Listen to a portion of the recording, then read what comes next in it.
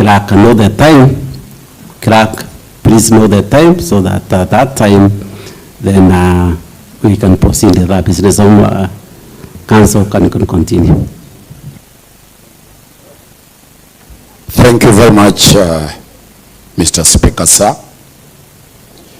And as I said to all the members of Meru County Assembly and the citizens who are at the public gallery, my full names are Wakili Dunstan Omari. I am going to lead a team to defend the governor of Meru County over serious allegations that have been put by the accusers. First and foremost, accept the apologies of the governor for her not being present today, but she's ably represented by a battery of 7 lawyers who are equal to the task. The first issue that I'll raise through the Mr. Speaker is to go back to the standing orders of Meru County and refer to standing order number 90.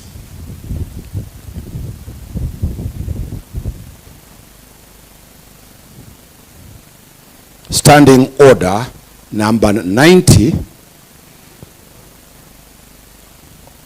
it is a standing order for Meru County Assembly.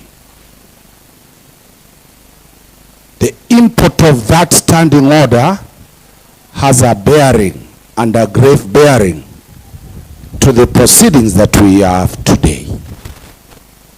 In the wisdom of the County Assembly of Meru, they made that law and gave it to themselves, that it shall bind the County Assembly.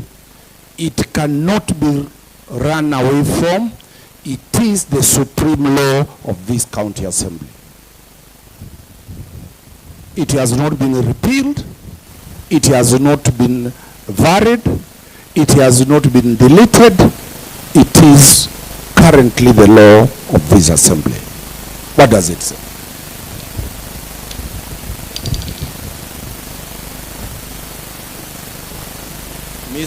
Mr. Speaker, sir, it reads matter sub judice or secret.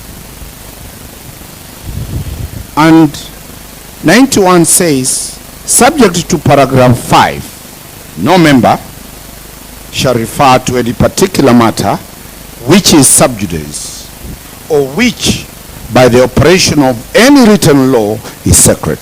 We delete secret. It's no longer a secret question, it is sub judice. And the honorable members of Meru County Assembly defined what sub judice is in sub rule 2. A matter shall be considered to be sub judice when it refers to an active criminal or civil proceedings and the discussion of such matter is likely to prejudice its fair determination. The wisdom of the members of the County Assembly said they will never touch any matter that is before a competent court of law. The reasons Parliament came up to that reason is that any determination before the Assembly is likely to prejudice a decision before the courts of law. And in the wisdom of Parliament, they extended it to cover both criminal and civil. These honorable members of Parliament of the County Assembly went in paragraph 3 to say, in determining whether a criminal or civil proceeding is active, the following shall apply. Very detailed. 1. 3A.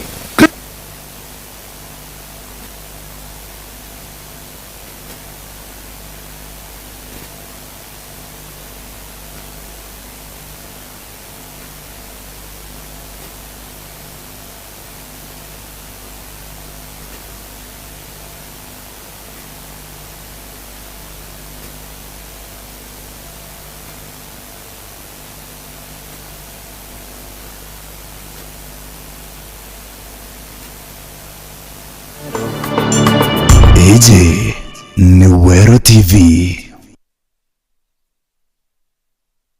Magic has hit your imagination of TV. A brand new Vitron TV with StarTime's inside technology. New TV innovation with an inbuilt decoder that connects you to both StarTime's antenna and satellite signal. With StarTime's inside Vitron TV, you can enjoy over 200 local and international channels. 1 month StarTime's highest bouquet for free. Automatic system update. More benefits, more affordable. StarTime's inside Vitron TV is available in all StarTime's branches and dealers countrywide. StarTime's inside. Entertainment inbuilt. StarTimes. Enjoy digital life. Ureigwa nkume ya Kenya Airlift Program kanyagaka no mwanka withro urina grade ya C+ gwitia kire KCSE na second class honors kire degree ya university. airliftprogram.com. Obisi chiaturi Royal Business Park 4th floor Njuri Ncheke Street, Meru Town. Turingeredi mungu kurukira 0703 509 493. The Kenya Airlift Program. Passion led us here. Ije Newero TV. Under sentence or discontinuance. Have the people charged been convicted and they are at committee prison? Did the director of public prosecution discharge them by withdrawing under section 87A? The proceedings are still on. That is a fact well known to everybody.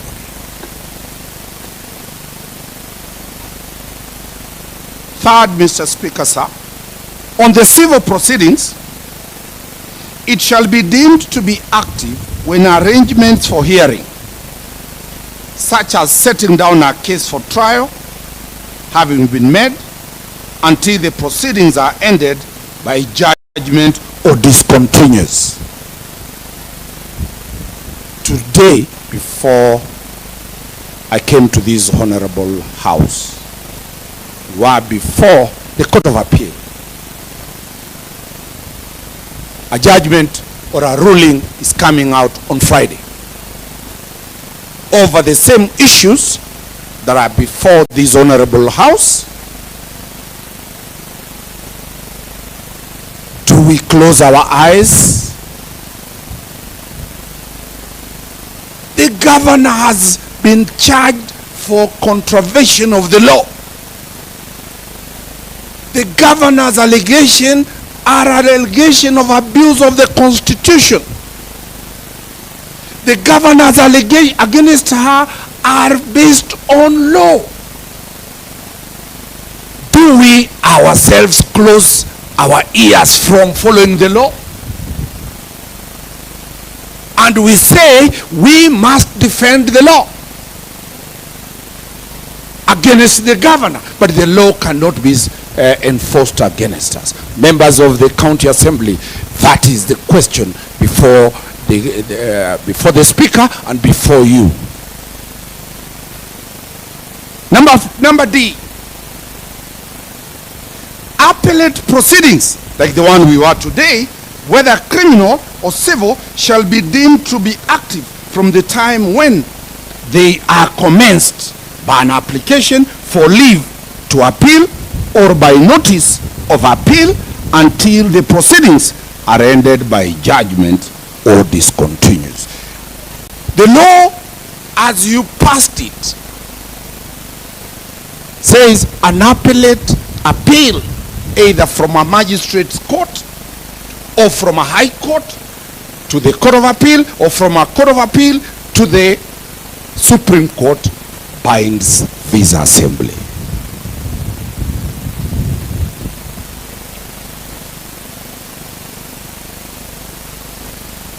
Now the burden on the governor is on number 4. That whoever alleges, a member alleging that a matter is sub judice, shall provide evidence to show that paragraph 2 and 3 are applicable. We shall table all the cases that are alive in court, and those cases are touching all the 7 counts that the governor is facing.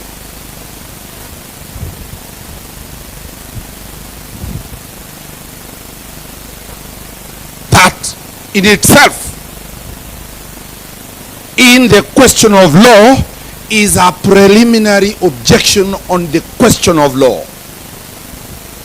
Once that question is determined, I'll pack to leave to Nyamira, or I'll continue with the submission. Because if a question of law has been raised, a preliminary objection of law, that these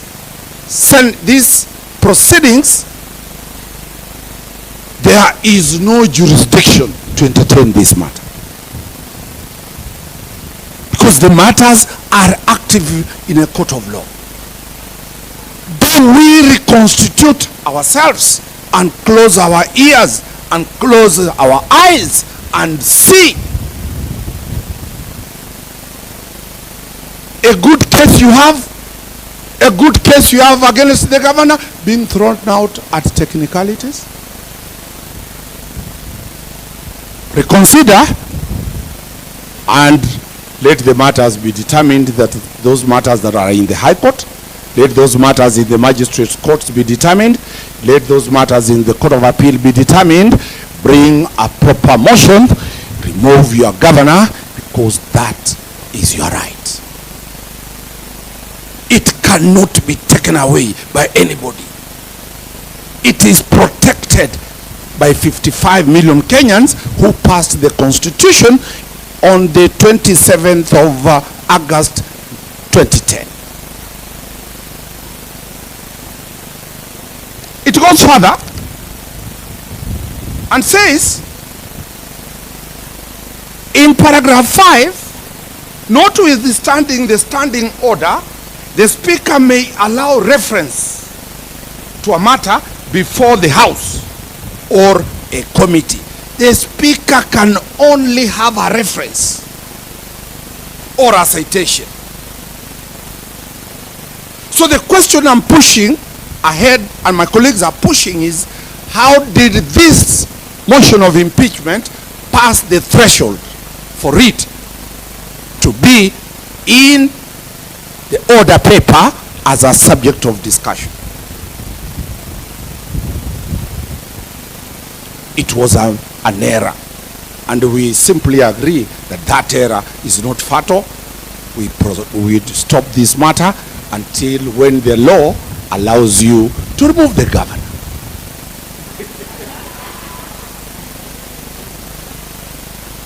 It is your right. I'm telling you, it is your right. Some of the matters my good friend Mutuma will raise are filed by the assembly. Can we move one step further? Second question. The question about public participation. A report has been tabled. A report has been tabled. When you look at the standing order 68, look at it. Standing order 68.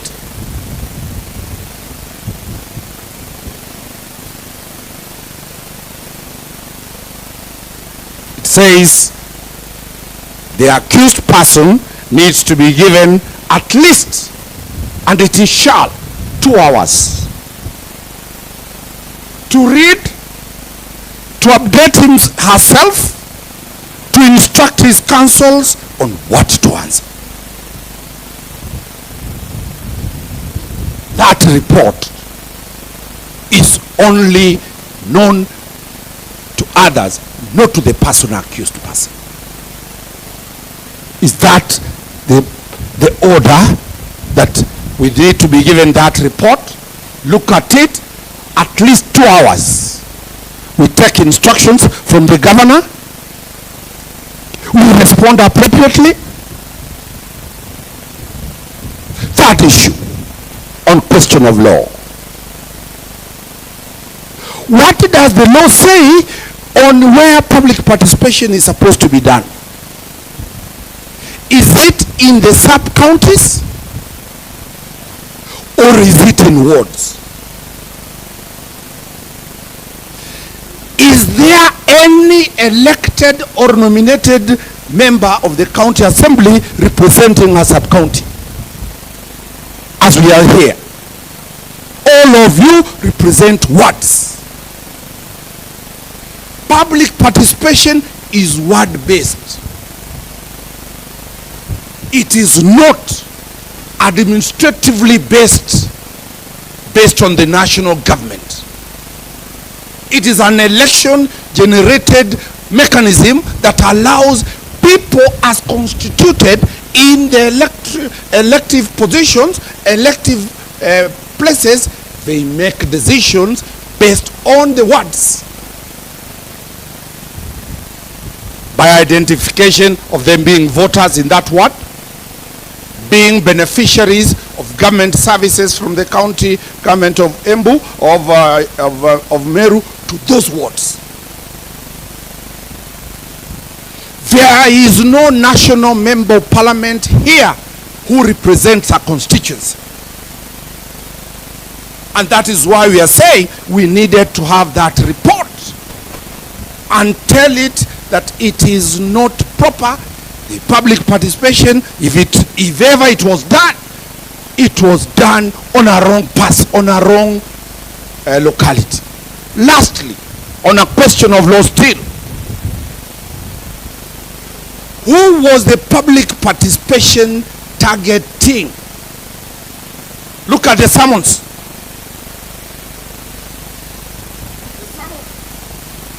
The summons are in regard to a person called notice of motion for the removal of the governor Meru County, Honorable Bishop Kawiras Faith Mwangaza. Who is that person?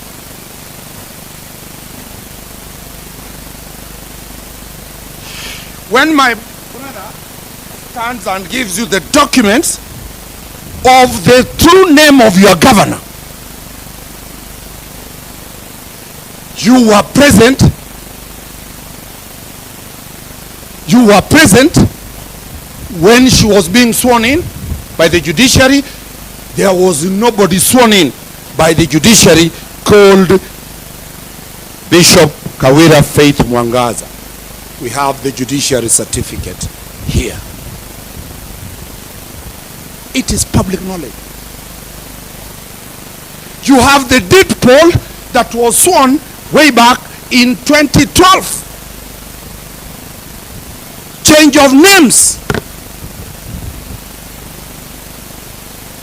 Public participation was done for a stranger. My full names are Dunstan Omari Mugak. If you do public participation for Evans Omari Dunstan, that is not the governor. Are we properly here with the right person being the subject of this investigation? Those are 4 critical legal questions that I have very firm instructions to seek a ruling from the Speaker, whether technically and legally we are properly constituted and ready to do business of the removal and defending the removal or defense of a stranger. Honestly, we cannot impeach a stranger called Frida. We can't. That Frida has never taken an oath of office as the governor of Meru.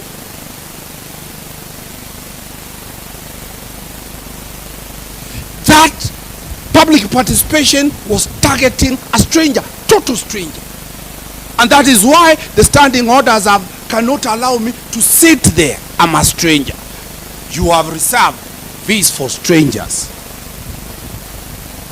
How do you discuss a stranger? Those 4 points, I'll allow Mutuma to reinforce them. Mwenda, on those issues of law only, Mwenda can produce the documents so that the speaker gives a ruling. You have a good case. You have a good case. A fantastic case. A fantastic case. But procedures and the rule of law cannot, shall not, will not be bent under my watch. I will not. And I've given that those 4 points to show that the safeguards, the midwife of every legal process is the law and the law of procedure. Otherwise, if we do not follow procedure, then we will not be. You know, Mr. Speaker sir has even told me that I can come and contest to be a member of parliament or an MCA from here because my blood is here. If I'm coming to contest in 27, let me contest when we have upheld the law. Omari, please give Omari a bottle of water. A bottle of water. Yes. Thank you, thank you. You I've done tremendous. I've done tremendous work. It's only that they cannot clap for me because